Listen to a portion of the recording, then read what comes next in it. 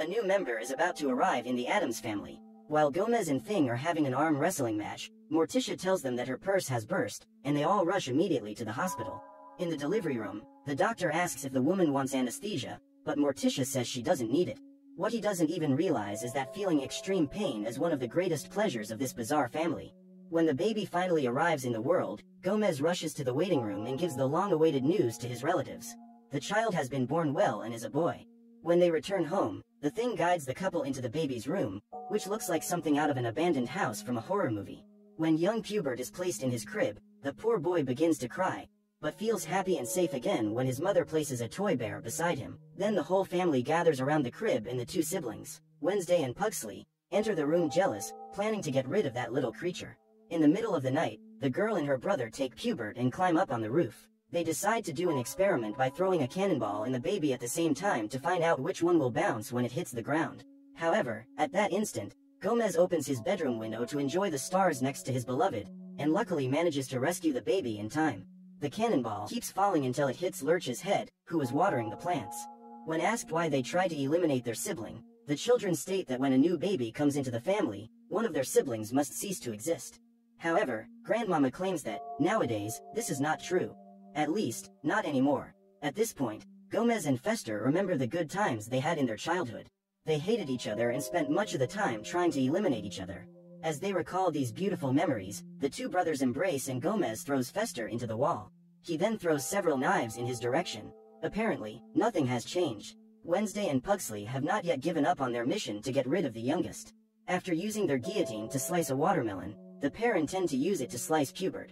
However, just as he was about to carry out his sentence, the baby manages to stop the blade with his hands and thus averts disaster. Worried about the children's continuous disagreements, the couple decides to hire a nanny and interviews several professionals to evaluate which one is best suited for the job. However, every time a new candidate walks through the door, Wednesday and Pugsley find a way to scare her away.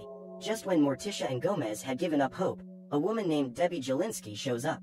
She claims to have been sent by the babysitting agency and soon wins the couple's approval for her peculiar manner. While they are talking, Fester is hiding on the stairs listening to the whole conversation and feels completely charmed by Debbie. After her completely demented statement that she loves babies and feels great about crushing them, the woman is hired. So the couple introduces their children to their new nanny, and she manages to win over even the most ruthless Wednesday heart. Thing also introduces itself to Debbie, but instead of freaking out, as usually happens with other people, she kisses the creature. Before she leaves, the woman is introduced to Fester, who is hiding behind the stairs. That night, before going to sleep, the man confesses to his brother that he is very happy that he and Morticia chose to hire Debbie. While watching TV, the future nanny of the Addams watches the news, where a story covers the case of a woman who is being sought for forgery and for eliminating all of her husbands. The criminal goes by different names and is known as the Black Widow. She is famous because she seeks out rich and lonely men in order to win their love and trust. After that, the demented woman marries these guys and eliminates them on their wedding night in order to keep the entire inheritance. However, when the money runs out, the Black Widow repeats the same cycle, and even after years of committing the same crimes, her true identity has never been discovered.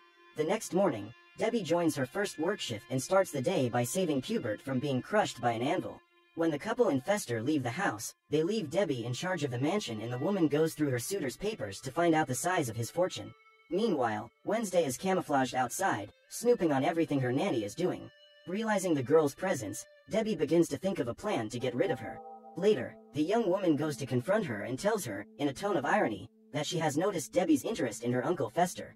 In this instant, the woman realizes that she must get rid of those children as soon as possible and manages to convince their parents to take them to a summer camp the next day. Believing they are doing the best for their children, Gomez and Morticia take them to the Chippewa camp. Once there, Wednesday meets Amanda Buckerman, an extremely annoying young girl.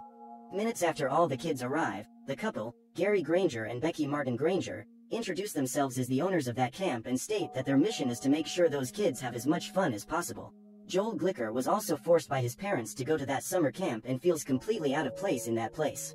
However, when he sees Wednesday, the boy begins to believe that this could be the best vacation of his life. Back at the Addams mansion, Fester goes to check on Debbie and is fascinated to see her reading a story to Pubert. Immediately, he goes to his brother and says that he is in love with that woman.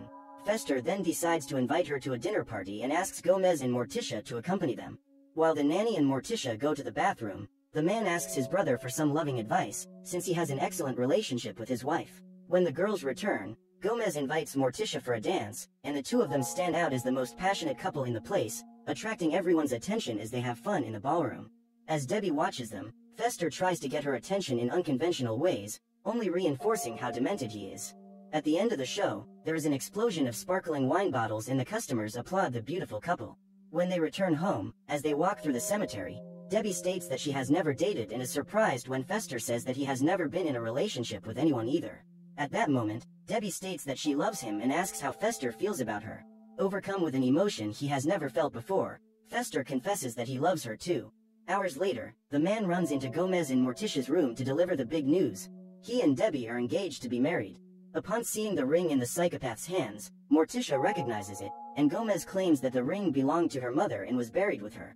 Therefore, Debbie had to dig to get it. At Camp Chippewa, Gary proposes the first group activity and asks the young people to form pairs. Wednesday and Amanda are the first to participate in the dynamic in which Amanda jumps into the water and pretends to be drowning while Wednesday goes to save her. However, seeing her fellow camper in danger, the girl lies saying she can't swim and lets her pair sink into the lake.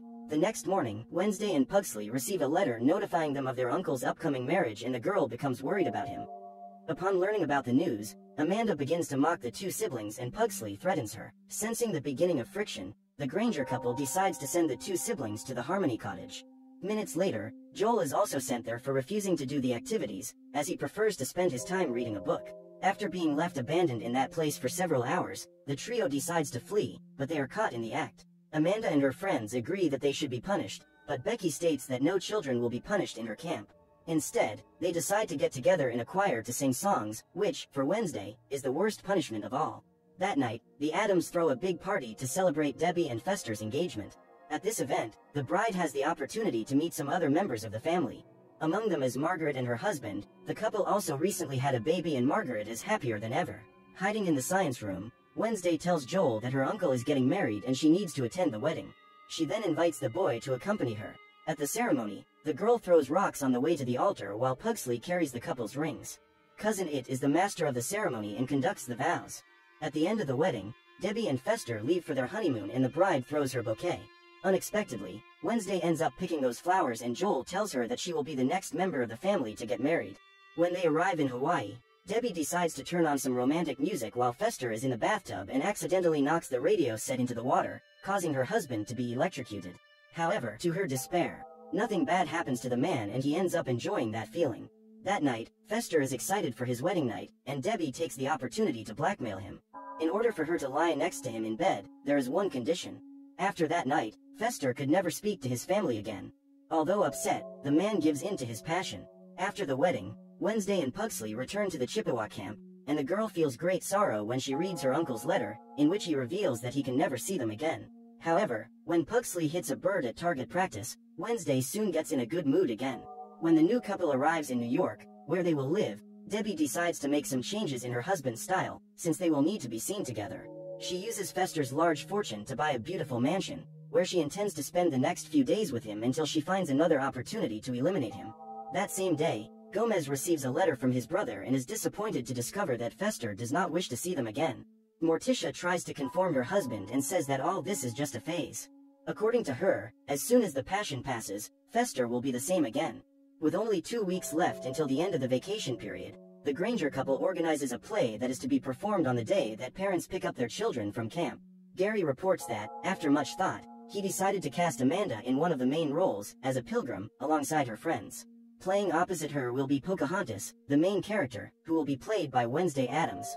The rest of those excluded will represent the members of their indigenous tribe and are not at all excited to be humiliated yet again.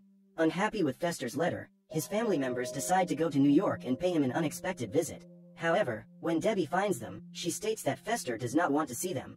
She then orders the family to leave her home. While his wife threatens to call the police on Gomez and Morticia, Fester is cowering in a corner not knowing how to react. Before leaving, Grandmama puts a curse on the woman and says that she will pay for everything she is doing.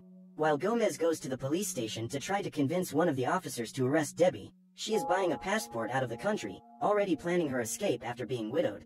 Becky rehearses a choreographed routine with Amanda and her team and claims that the girl is the most beautiful pilgrim she has ever seen. On the other hand, Wednesday, Pugsley and Joel were missing and have just been found by other camp youths. The girl tries to convince them not to participate in the performance, but instead the trio ends up being sent back to the Harmony Hut as a form of punishment for having tried to escape. The problem is that now, while they are forced to stay in that place, they have to watch Disney movies, which sets up a real macabre episode for those youngsters. At the end of the day, the group is released and all the members of the camp are waiting for them outside the cabin. Gary asks if they have anything to say and Wednesday says she can't wait to play Pocahontas in that play. The girl even forces a smile to appear friendly, but Amanda soon realizes that something is wrong and begins to feel afraid of her rival. At the Addams mansion, upon seeing Pubert in his crib, Grandmama begins to scream. The couple quickly appears and is confronted with the boy's frightening appearance, causing Gomez to faint. Grandmama then uses her magic to try to reverse the spell, but nothing happens.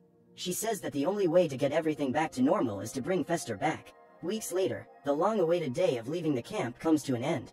The parents pick up their children from the camp and prepare to watch a play. The performance gets off to a great start, and the adults are excited to see their children on stage. At home, Debbie practices going to the funeral to wake the body of her current husband, whom she hasn't even been able to eliminate yet. The woman prepares a bomb and puts it in a gift box. She then says that she needs to go out to buy a few things and leaves a present for Fester, with the condition that the man will wait until she returns to open it. Meanwhile, the Chippewas performance script begins and Amanda, one of the main pilgrims, begins her prejudiced phrases. When it is the Indians' turn to enter the scene, Wednesday leads them and, after making a speech on behalf of the indigenous people, who have been exploited for several decades, the girl watches as the rest of her team carries out a revolution. The young men dressed as Indians set fire to the scenery and attack the European characters. Amanda is hunted down and tied to a wooden stake, as if she were a witch. During the attack, the parents can barely react to that disaster and also end up being victims of the whole mess.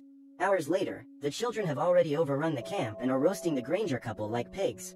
Debbie is at a nightclub when she realizes that it is almost time for her bomb to go off. Anxious, the woman drives back home and waits until the explosion occurs. At this moment, Fester has already been sitting at the table waiting for his wife when he is surprised by a huge explosion that destroys the entire mansion. Walking through the rubble, Debbie smiles with happiness and can hardly believe it when she sees Fester emerging from the ashes holding the dinner tray. Furious, the woman pulls out a gun and confesses her entire plan. She tells how she tried to make it look like an accident to give him a dignified end, but apparently nothing is able to eliminate him. Fester is being humiliated in every way possible when Thing shows up and runs over the demented woman. Luckily, the creature decided to stay in New York when Morticia and Gomes went to visit Fester, as it sensed that something was wrong with him. Then Fester gets into the vehicle and they both manage to escape. During their escape they almost have a couple of accidents, but Thing manages to regain control of the vehicle in time to prevent a crash. As chaos ensues in the camp, Wednesday and her brother take the opportunity to escape and the girl calls Joel to accompany her. However, the boy claims that he needs to stay in the camp to help his colleagues. Then, before leaving, Wednesday decides to give him a kiss, since she has no idea if she will ever see him again. Just then, Debbie is driving furiously to the Addams house, determined to finish what she started. Meanwhile, Morticia is reading a story to Pubert when she receives news that her husband is ill. Faced with this dead-end maze, the woman despairs and begins to cry. Suddenly, Fester appears at the door and everyone rejoices again. The man embraces his brother and the siblings and asks forgiveness for having abandoned them. When the whole family is back together again, Debbie shows up with a shotgun. The psychopath holds the hostages in an electric chair and tells them that she killed her own parents, Sharon and Dave, because they didn't give her the doll she wanted. In his room, Pubert notices all the movement and takes one of the knives that are just above his crib to start a vendetta against his former nanny. In the mansion's living room, Debbie tells her prisoners about each of the scams in the rich old men she has hooked up with and how she did it to get rid of them. The baby regains its original appearance and walks through the mansion, down the stairs by the banister.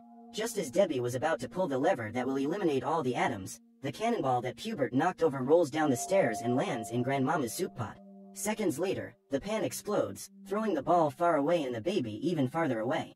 The boy reaches through the glass ceiling, and reaches the height of an airplane, where Amanda and her parents are. When he returns home, Pubert falls into the same room where his family is being held prisoner and splices two wires that were lying on the floor so that Debbie is the only one struck by electricity. The electric current that runs through her body is so strong that she cannot survive and is turned to dust. A few months later, Gomez and Morticia organize Pubert's first birthday party. Fortunately, in a short time, Fester was able to get over that brief romance and moved back into the Addams mansion. Margaret, Cousin It and their son have just arrived for the celebration and Margaret introduces her newest nanny, Dementia. Right from the start, Fester and the Eggheads seem to get along well and don't stay apart for a minute during the celebration. When Pugsley brings his little brother's one-year birthday cake, Thing lights the candle and the family celebrates that very special date. Outside the mansion, Joel and Wednesday are in the family cemetery, where Debbie's headstone is. Even after all she has done, she still got a little space next to the Addams. Wednesday says that the woman is only there because she was careless and claims that if she wanted to kill her husband, she would do it easily, because the poor guy would be scared to death. Joel disagrees and assures her that Wednesday would not be capable of such an atrocity. At that moment, a hand emerges from inside the grave and grabs the boy's arm, who screams terrifyingly while the girl amuses herself with his despair.